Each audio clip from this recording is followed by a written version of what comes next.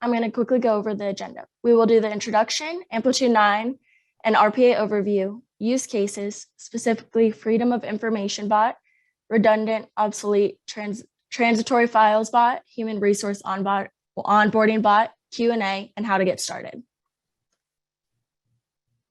Anthony Fung is the CEO of Amplitude 9, a company that provides digital solutions that improve service delivery to citizens, provide significant organizational cost savings, and increase employee productivity and satisfaction.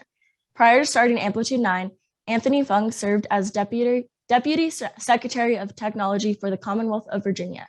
In this capacity, Anthony served as a senior advisor to the Commonwealth on technology matters, including data analytics, cybersecurity, artificial intelligence, innovation, and entrepreneurship.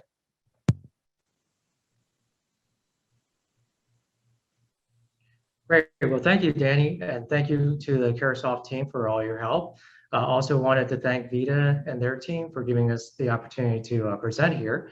And thank you to UiPath, including Keith and Chris and others who've been supporting us as well.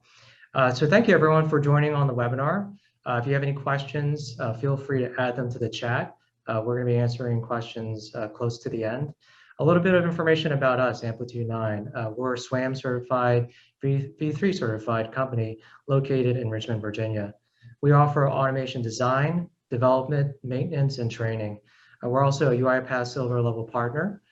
We specialize in the public sector market, understanding government culture, processes, and values. We developed several automations for Virginia agencies and higher education that's helped save hundreds of hours of performing repetitive and tedious tasks and reducing backlogs to be able to allocate that time to other critical tasks for government workers to reallocate. And we've been helping a number of organizations as well launch proof of concept pilots, as well as identify additional automation types of opportunities. So we're really excited about working with the Commonwealth and would love to hear your ideas and being able to reach out to you and get in touch with you to be able to talk about opportunities to automate. Next slide, please. So here are a couple of contract vehicles that we have. We have our VASCUP and Computer Aid, as well as other contract vehicles that were accessible for RPA services. All of the licenses are offered through Vita's catalog. Next slide, please. So really quick, because I think most of the folks on this webinar are familiar with RPA. So RPA essentially is a technology that can mimic what a human does on a computer screen. So it's essentially your digital assistants being able to automate certain tasks, being able to make them automate in a way that really takes that off of your plate and be able to free you up to do more work that you care about and also is helpful to the agencies. So you could think of it as a super Alexa or Siri for the government workplace. Next slide. So what can software robots do? So as I mentioned, it can do anything on the screen, but some of the typical things that it does is be able to log into applications, be able to move files and folders, be able to copy and paste data, fill in forms, extract information from particular files and be able to copy them over to other systems, be able to scrape information off browsers, and much, much more. Next slide, please. And so the main thing for RPA and artificial intelligence is it's able to help augment the government workforce and being able to help agencies deliver on their goals. It can help support improving government worker morale, be able to remove that mundane and repetitive task off their plates, to be able to focus on additional work that's more fulfilling. It can help citizens as far as outcomes by reducing backlogs and speeding up time for delivery of services. It can also increase the connection between agencies as well as the other organizations that government agencies interact with, like the federal government and the local governments. And so that is helpful for state workers and citizens as well. Next slide, please. So the grand vision is really being able to help government workers by giving them a digital assistance for every government worker to be able to utilize in the way that they want and being able to be the most helpful to them. Next slide, please. So today, I'm really excited about being able to present, as well as my colleagues, to present to you the various use cases. This is really where I think RPA is connected with folks. It could be really abstract in terms of what it does, but at the end of the day, it is a tool that can be configured to be able to address certain challenges in government and otherwise.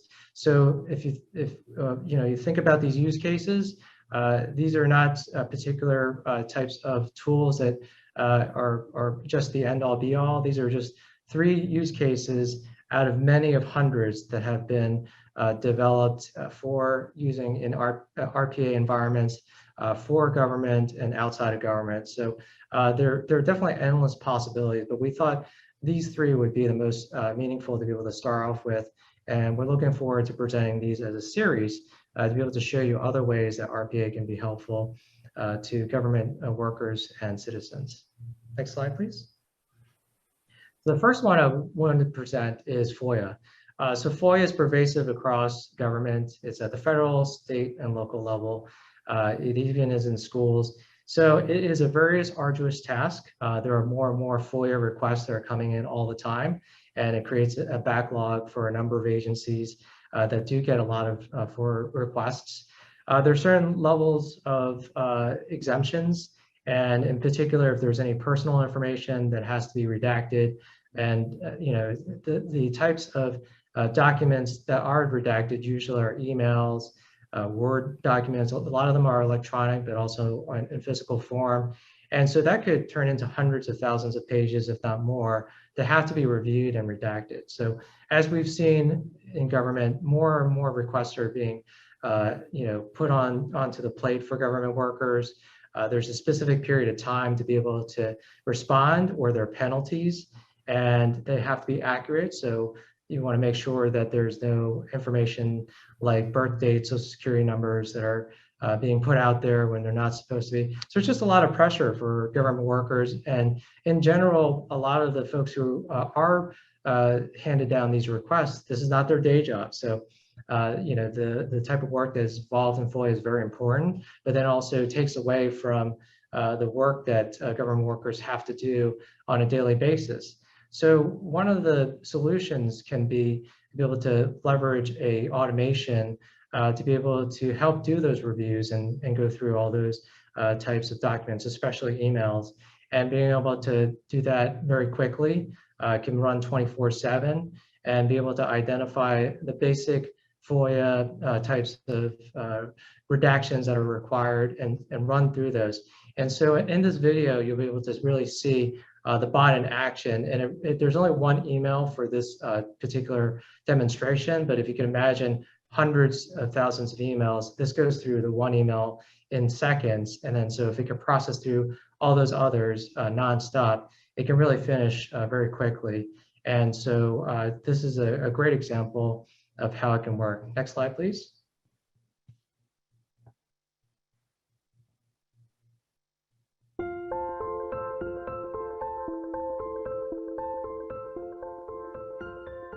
Hello, my name is KJ Fenton, and today I'll be narrating this demonstration showcasing how UiPath, in partnership with our silver partner Amplitude 9, can be leveraged to support agencies needing to process Freedom of Information Act, or FOIA, requests for the public. For context, imagine heading out the door on a Friday and telling your digital reviewer to redact 100,000 emails for Monday morning. Without automation, this would be nearly impossible. However, with UiPath and its various redaction capabilities, we can perform these requests with ease and with efficiency. Let's see how this works. In the past, FOIA requests were almost exclusively from media outlets for television and newspapers, but today, the general public can submit a FOIA request in person, via mail, or by filling out an online form. Being able to submit the requests online has helped spur increases in FOIA requests, and the next step in the process usually comes in the form of an email, like shown here. Before we see the FOIA automation in action, what we are seeing is Studio, the development-based IDE where individuals drag and drop activities to perform actions, which is how robots emulate human interaction and how we built this specific scenario. This automation is considered to be a background automation and will run very quickly, so we leverage callouts in the bottom left to indicate what the robot is performing. Now, let's run the automation. Upon triggering the automation, it reads through the email inbox and downloads each email as a PDF. From there, it will go ahead and highlight the information, leveraging OCR technology that needs to be redacted, creating an approval mechanism, such as the keywords identified from the email, including social security numbers as well, dates, etc. This process would repeat for each and every email that the robot encounters. So now, let us take a look at the output from the automation.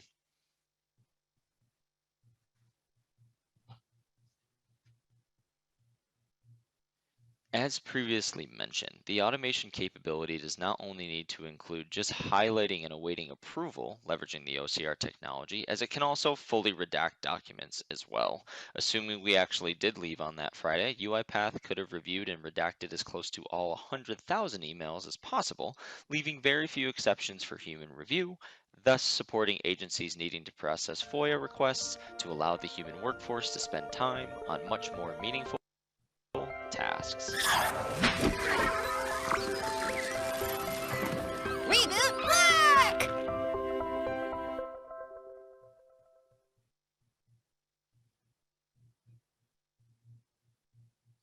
Great. So that really demonstrated, I think, a real powerful case as far as FOIA. Just to let you know that that automation was developed within a day. So literally 8 hours. As you saw in Studio, there is drag and drop capabilities. This is low code. So that proof of concept really was developed very quickly. And so to build out a more robust type of functionality where there's approvals and there's different things that you can enhance with additional automations, it's really powerful. So you can think about RPA as an opportunity to really rapid develop types of prototypes and being able to build out functionality very quickly. And so this is not something that was just native as far as a FOIA functionality, but really was built out of the UiPath RPA set of tools to automate to be able to build something like that. And so in summary, this FOIA tool can really help reduce backlogs, really help agencies stay in compliance. It can help with accuracy and scale and speed as far as the processing of FOIA and being able to deliver that information on time. And it really gives back the workers their day, not having to spend all that time doing the reviews and redactions. So next, I'd like to turn this over to Josh Shape, who is the Amplitude 9 Vice President of Business Development, to go over the next 2 use cases. Josh? Yep, thank you, Tony. Good afternoon, everyone. My name is Josh Scheit. I am Vice President of Business Development for Amplitude 9. Thank you all for joining today's webinar. And as Tony mentioned, please feel free to ask any questions in the Zoom chat, and we will respond to those and answer them in the Q&A session. So I'm really excited to share with you a couple of very powerful use cases. We feel that these are going to deliver a significant financial impact for the agencies. And the first one I'm going to be discussing today is actually what we call the RotBot. This identifies redundant, obsolete, and transitory files that are actually within the agency's enterprise data storage. So what we've identified is that there's a substantial increase in the need for data storage. As we see digital files continue to grow, we see older records that are being kept past their retention requirements. We're seeing lots of copies of the same file that are actually scattered across the enterprise, and this could be via email, on shared drives, or even just saved to an individual's machine. So when we look at storage costs, that can actually be in the millions of dollars for certain agencies on a yearly basis. And with overall budget constraints being a challenge for a lot of agencies, we've tried to identify this as an area where we could potentially capture savings and then reallocate those to other areas of need within the agencies. So we do have a couple of agencies that have identified this as a pretty significant need for the organization. But another hurdle is, how do we access resources that can actually be allocated to such a substantial effort? So manually going through decades and decades of files across multiple systems, that's really a task that may take employees months or even longer to accomplish. And there's really just not enough bandwidth right now to manage all of that. So this is where RPA really comes into play. And I'll explain a little bit of how we utilize bots to actually tackle this use case. And then we'll follow up with another demonstration from KJ. So each agency definitely has a specific retention policy for their records, as well as at the state level. So we work closely with them to set a really strict list of parameters that need to be identified within their file share or directory. So these could include file type, the date that a file was created, length of time since last modification, how many copies are out there, and countless unique characteristics are identified. And that set of rules is deployed with the bot to go identify and actually flag the files that meet the criteria. So once that's done, a report is actually generated with the findings. And typically there's an employee within the agency that is responsible for reviewing this. So now they're able to review the information, verify which files truly fit the right category, and then they can be removed from the system once approved. So really you can see, rather than going to search manually through these files and directories, the ability to have them at the employee's fingertips just to review and act on is really, really powerful. I'd say on average, we're seeing about 40 to 50% of files identified falling under the RAP category, which is a really large number. If you think about how much time can actually be spent organizing and cleaning up individual computers, or really even your phone these days, it's significant. So when you look at the complexity of decades of information across thousands of employee machines and an extensive storage environment, you can imagine how challenging that feat would actually be to tackle. So with cleaner data and far less records, employees now have greater ease to find and access files that they're actually going to need for their jobs. And as Tony mentioned, we're going to see a continued rise in FOIA requests. So being able to utilize RPA to address the file systems will also help in really identifying, tagging, and redacting the proper files in a much timelier fashion. So I'm going to go ahead, next slide, please, and turn this over to KJ for the automation.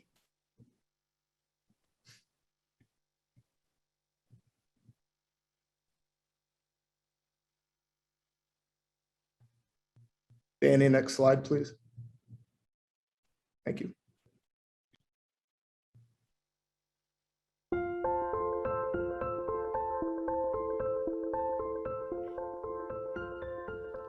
Hello, my name is KJ Fenton, and today I'll be narrating this demonstration showcasing how UiPath, in partnership with our partner Amplitude9, can be leveraged to read file and folder metadata information.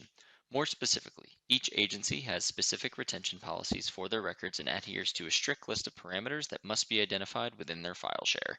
Using UiPath, we can reiterate through these drives to identify redundant, obsolete, and transitory, or ROT, files. Let's see how this works. Manually going through decades of files across multiple systems is simply a task that may not be suited for an employee with competing priorities, nor is it even plausible. Before we see the automation in action, what we are seeing is Studio, the development-based IDE where individuals drag and drop activities to perform actions, which is how robots emulate human interaction and how we built this specific scenario. Once we've created the set of rules that the agency adheres to, a bot is deployed to go identify and flag the files that meet these criteria, and a report is generated with the findings. Let's see this in action. This automation is designed to receive inputs from any user, in which we identify the aforementioned shown folder. However, it could be set to read a static drive without user input of any size. The rest of the automation is considered to be a background process, and we notice the various metadata elements in the output pane in the bottom left of the individual files being processed to grab said information, such as file name, folder location, and then comparing back and forth to see if it's redundant, etc. Once the automation completes, an employee can now review the report and verify which files truly fit the ROT category and can be removed from the system. As we can see, as denoted by the red text, we have identified plenty of duplicate files, which can help confirm which files to purge, which can also be handled by UiPath as well. In conclusion, UiPath can be leveraged to read file and folder metadata information, which will in turn help the agency show immediate reduction in storage use and costs while following stronger compliance to the retention policies that are in place for their agency and the state to allow the human workforce to spend time on much more meaningful tasks. Reboot black!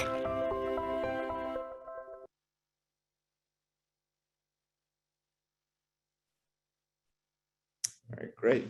So in summary, obviously agencies are pretty bogged down by an increased amount of data storage, and it could potentially become too much to bear from a cost perspective in the future.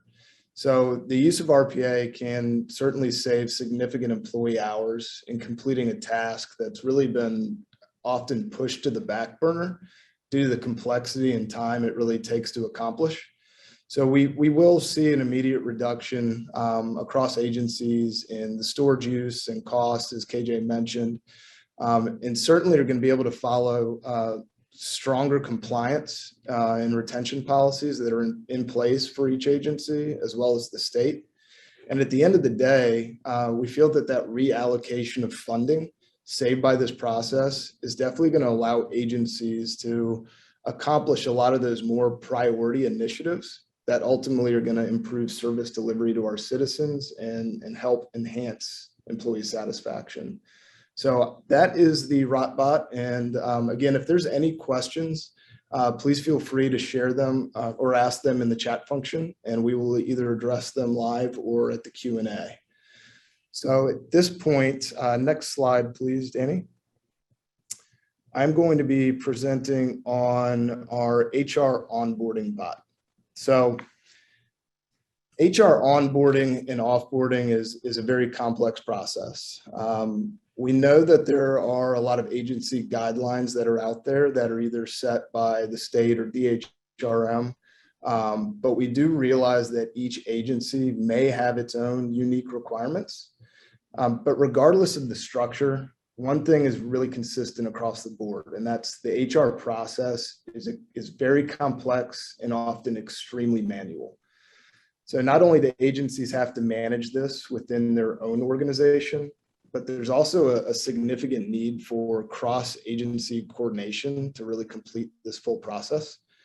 And as you can see by the diagram we have pulled up, these are a lot of the high-level tasks for the entire workflow.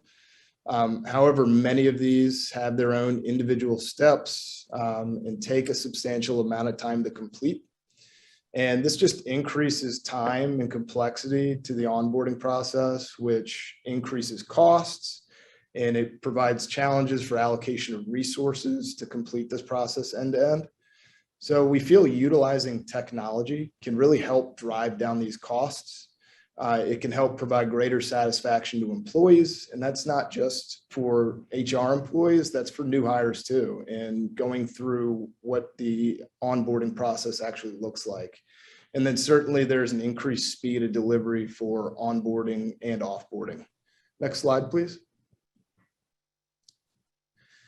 So when we look at a recent report from DHRM, in the last year, there have actually been over 16,000 employees that have been onboarded and offboarded within Virginia. This is a pretty significant number if you take into consideration all of the steps that really have to be completed for both processes.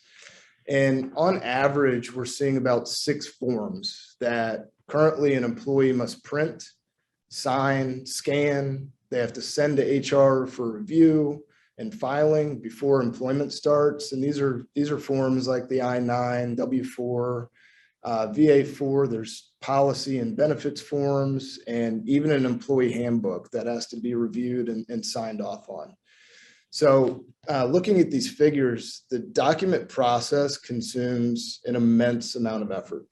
And you can see on the slide here for this last year alone, it would have required about 4 years or 4 FTEs of time alone in documentation management.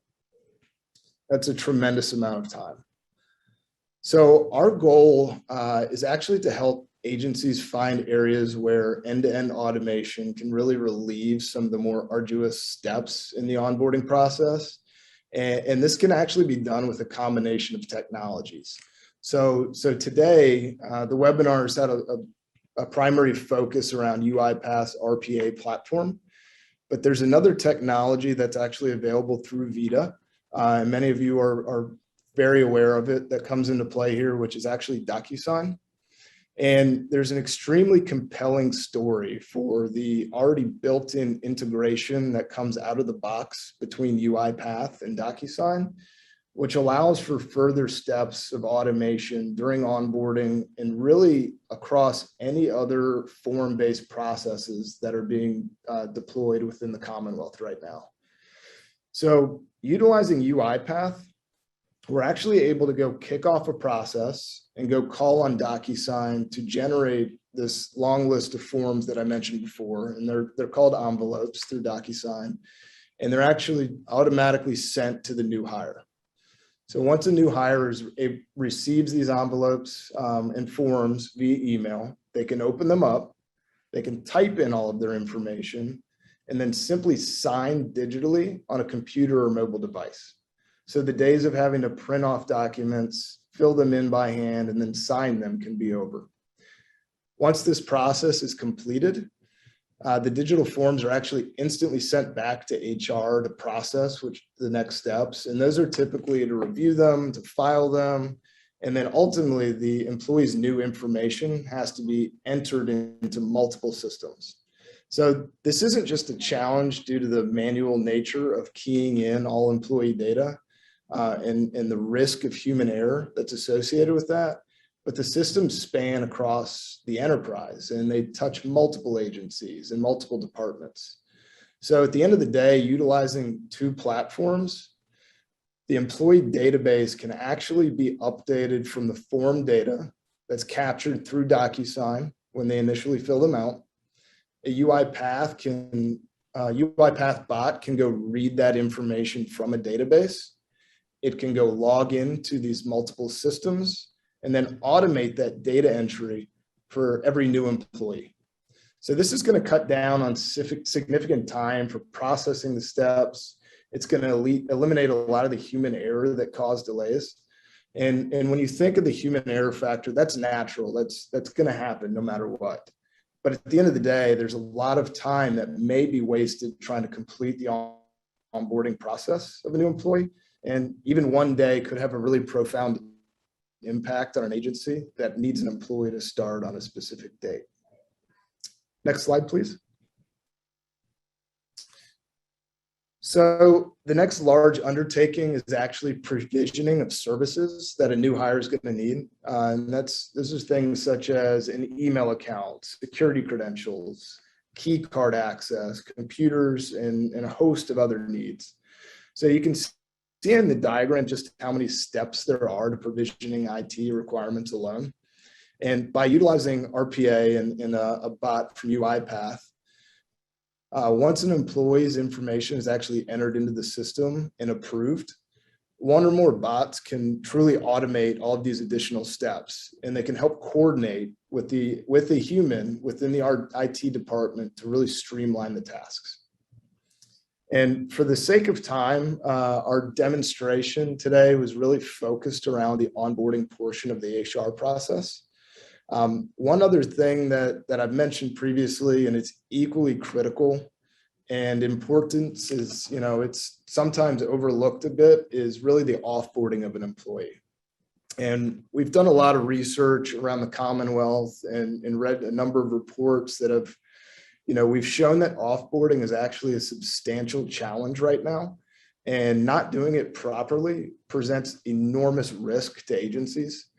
So there's several steps involved here too, but if there's a way to automate the process to deactivate access to systems, to applications, and even physical buildings, and do that instantly, agencies are going to be able to comply and follow the policies that are set by the state and avoid a lot of the risk that's out there.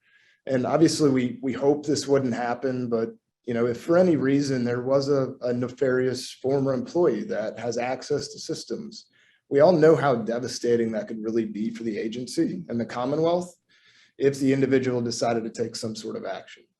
So utilizing automation in this process can truly reduce the risk of noncompliance and also the incomplete processes that may occur during offboarding.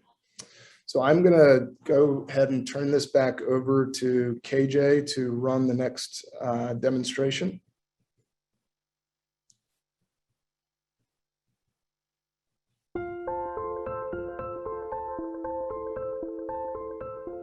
Hello, my name is KJ Fenton, and today I'll be narrating this demonstration showcasing how UiPath, in partnership with our silver partner Amplitude 9, can be leveraged to help agencies automate some of the more arduous steps in the onboarding process. Currently, our focus has been around UiPath's RPA platform. However, there's a more compelling story where one of UiPath's built-in integrations, DocuSign, allowing for further automation of steps during onboarding and other form-based processes. Let's see how this works. Before we see the automation in action, what we are seeing is Studio, the development-based IDE where individuals drag and drop activities to perform actions, which is how robots emulate human interaction and how we built this specific scenario. If you consider the number of forms that are required when becoming a new employee, like the I-9 and W-4 for example, the task of printing, signing, sending, etc. can be very tedious. Utilizing UiPath, however, we're able to kick off a process to go call on DocuSign to generate the forms with that create connection activity we see here that utilizes DocuSign's API, and send them to the new hire to type in all their information and sign digitally on a computer or mobile device, which is what we'll see here in a moment. We will be using another UiPath sales engineer's name and fake generated data for this exercise. Now, let's run the automation. Once the automation is triggered, it takes Michael's information and drafts up the new hire contract as you see here and uploads this document in the background to DocuSign for Michael to sign and complete. The next portion of this demonstration is in fact completed by Michael to simulate human in the loop, and we will be discussing theoretical concepts until we trigger the next part of this automation. We would like to point out that we could schedule this automation handoff to be run unattended, meaning without a human actually triggering said process like we saw here, based on Michael sending an email to an inbox, for example. These various triggers can be used throughout the process that after completion of this initial offer letter, work back and forth in an automatic fashion to finalize the other documents that require signatures. Once completed, these digital forms are instantly submitted back to HR to process the next steps, which is typically entering the new employee's data into multiple systems. And using UiPath, as we can see here, the automation handoff is made to a robot to log into the different systems and automate that data entry, which can cut down on significant time for processing these steps while also eliminating any human error that can cause delays. In conclusion, UiPath can be leveraged to help agencies automate some of the more arduous steps in the onboarding process to allow the human workforce to spend time on much more meaningful tasks. Reboot black!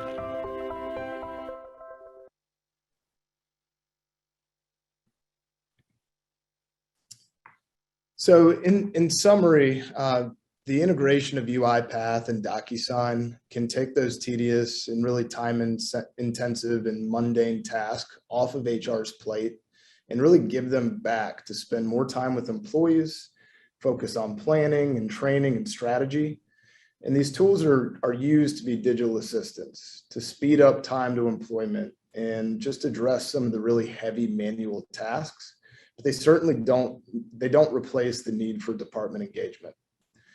Utilizing the automation really will reduce a lot of the immense compliance risk for agencies, and it helps them maintain policy both during onboarding and offboarding. And we recognize human resource management is a very complex operation.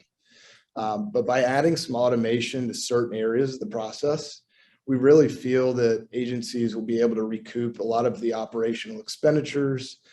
They'll be able to free up employees' time and then ultimately reallocate the resources to more high functioning areas and initiatives within the agency. And that's, at the end of the day, it's ultimately going to improve service delivery to our citizens. I want to thank you all for allowing me to present on the RotBot and HRBot today. And I'm going to turn it back over to Tony at this point. Thank you all. Great, Josh. Thank you. That was excellent presentation. Next slide, please. So we have a little bit of a bonus here. We timed the presentation. It looked like we had a little bit extra time. And so what we wanted to present is task capture, which is part of Automation Hub. And so with this particular tool, it really helps you get started as far as your automation journey. Being able to capture the process and be able to analyze it on paper or video or electronic form is really something that can be really helpful, really understand your processes. A lot of people feel like they understand their processes, but when they talk through it, it really changes their perception. And then also automation is slightly different where you have a digital worker. So being able to accommodate for a digital worker in different types of scenarios really requires that type of analysis to ensure that when you have your processes established and you want to automate them, being able to understand those nuances, whether it be roles, from an IT perspective, or timing, a bot could run 24/7. Those types of considerations that we have a lot of experience in. Those things can make a lot of difference in terms of whether speeding things up. Does it make sense to automate something? Not everything makes sense to automate. It really requires something that's repetitive and rules-based. So this tool for task capture is really a great one to be able to capture that. So Dan, if you can play the video. I'll just narrate through this. And so what you're seeing is task capture launching. And what it's going to be doing is essentially it's going to be recording what the human is interacting with in terms of the screen. And so what it's doing here is a typical type of report that someone may pull down every day, every week, every month, and basically capturing all the steps. So as you see it kind of flickering on and off, it's capturing every single step. And you're able to document the different components of what it's capturing. So being able to have a highlight here and it's capturing that, and that's where you're taking the data and copying it so you can label that. It can do different trees as far as the types of interactions that you're doing. So it's not all linear, but for this purpose, we're showing you a linear type of transaction. Here you're seeing it moving it over to Excel and being able to have that captured. So on the left-hand side, you see the workflow. It's linear, but it can be different kinds of branches as far as decision trees. And right here, it's going to be able to export all the different screens that were captured, the different steps, and be able to put that in a document. And in this example, a Word document that really gives you the ability to be able to review this and share it. And so it's in a framework of a process design document, which shows the as-is process and the to-be. And so there's a lot of benefits of this. One is you can holistically look at your processes and also being able to have those documented so that, for example, if something were to happen, you have that all captured. And if you had to have a quick transition, it's no problem. Everything is documented. So you can see there's various sections of this report that are already built out. And the inputs that were provided are captured in here, also the screenshots. So it's really a tremendous tool to be able to really get started. And it's not just for automation, but also continuity of operations and being able to document those steps for that particular type of purpose. And so we really appreciate the opportunity to be able to show that and give you additional examples of how automation really can be helpful. And the last thing I'll say is that it can really automate anything that the individual can do on a screen. So it doesn't matter if it's a mainframe system or a new system like Salesforce or something like a DocuSign. There's a lot of adaptation in terms of RPA being able to connect to all those different things. We haven't been able to see anything where RPA can't connect where there's a user interface. So there's a lot of opportunities to be able to automate on that side. So I think the next thing we have, next slide, please, is Q&A. So Danny, if you wouldn't mind, I think we have two questions. One is from Lee. Yes, let me pull that up. Is there a mechanism to allow bots to be shared between agencies to prevent duplicate or rework as many agencies may have similar use cases? Lee, it's good to see you on the webinar. It is something that can be replicated. So that's the tremendous opportunity as far as return on investment with RPA. One agency can develop the ROTBot, and you can use that over and over again in other agencies. Now, there may be some customizations as far as pointing to a different directory or specific use, but those things are basically the 15 or the 10%. So the 80 to 85% is already developed, and then you can have that be shared across all those other agencies, and that's tremendous power as far as development. The ROTBot that was developed in a couple of days, it could be more extensive for production level for a couple of weeks or a couple of months, but then you do it one time, and again, you can share that. The other example is the FOIA bot. So that's something that was developed and it's encapsulated, and that's something that's very easily shareable. It's something that is a drag and drop as far as a custom activity, and being able to deploy that, again, took hours, not days. So to your question, yes, those things can be transported over and over again. The only thing in terms of consideration is the agencies and the number of bots. So if you have one bot, is to be able to have another agency leverage that, is to either have an unattended automation, which is something that a user would kick off as far as an automation like the FOIA bot or the other bots that we've shown, or an unattended bot, which is basically triggered by an event. So if you wanted to have the FOIA bot be kicked off by a request, you could have a request added to a queue automatically, and that really kicks off the process. Or if there's a batch, like we talked about, 100,000 emails, each one of those could be an item in a queue, and that queue gets worked throughout 24/7 throughout the day. And so the bot works continuously until all the items are out of that queue. So again, going back to your question, yes, that's a powerful thing about this, is it's low cost and you can share. And again, the only consideration is to be able to have bots in different agencies to be able to run these particular automations. And the thing is, those bots aren't just for, you don't have to pay for a FOIA bot to run or another bot to run HR. Those bots can run different types of workflows, and so it just runs them one at a time. And so if you wanted to have the FOIA bot run from 1 to 2 o'clock and then have the HR bot kick off afterwards, you can do that, or you can purchase multiple bots and have it do concurrent types of tasks.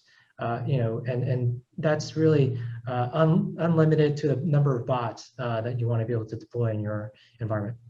So thank you for your question. And I think we also have a question from John.